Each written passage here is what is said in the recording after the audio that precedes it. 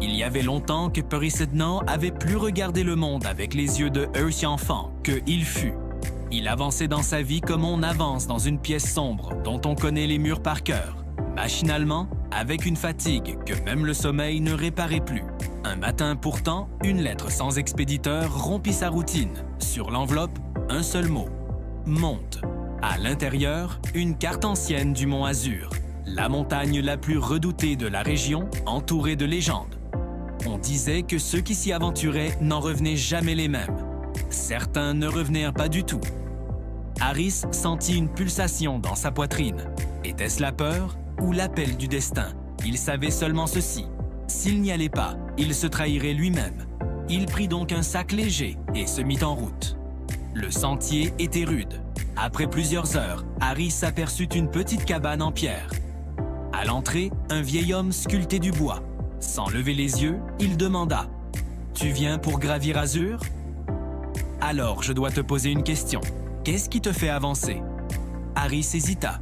Il pensa à répondre qu'il voulait réussir, prouver quelque chose. Mais ses réponses ne sonnaient pas justes. « Je crois que... je veux comprendre qui je suis vraiment, » répondit-il.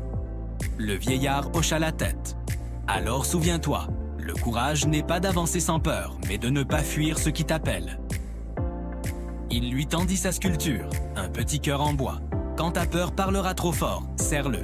Il te rappellera pourquoi tu es ici. » Plus haut, Harris entra dans une gorge profonde où chaque bruit produisait un écho étrange.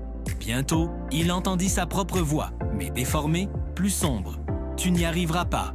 Rebrousse chemin. » Une partie de lui voulait fuir, mais ses doigts rencontrèrent le petit cœur en bois. Il se parla à lui-même. « Ces voix ne sont que les ombres de mes doutes. » Aussitôt, les échos changèrent, devenant une voix calme et familière. « Continue, je suis de ton côté. » Il comprit que la montagne testait sa perception. Le troisième jour, une tempête plongea la montagne dans les ténèbres. Le vent hurlait. Harris trouva refuge sous un rocher, et c'est là qu'il le vit. Une silhouette noire, immobile, une ombre. Elest approcha et dit « Toi !» Une voix glacée. « Je suis ta peur la plus ancienne, celle que tu as toujours fui. Tu ne peux me vaincre. » Harris tremblait, mais la phrase du vieillard lui revint à l'esprit. « Je ne suis pas ici pour te vaincre, » dit-il.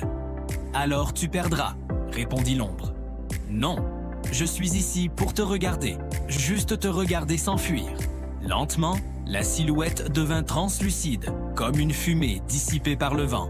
Harris comprit. La peur ne disparaît que lorsqu'on cesse de vouloir la détruire.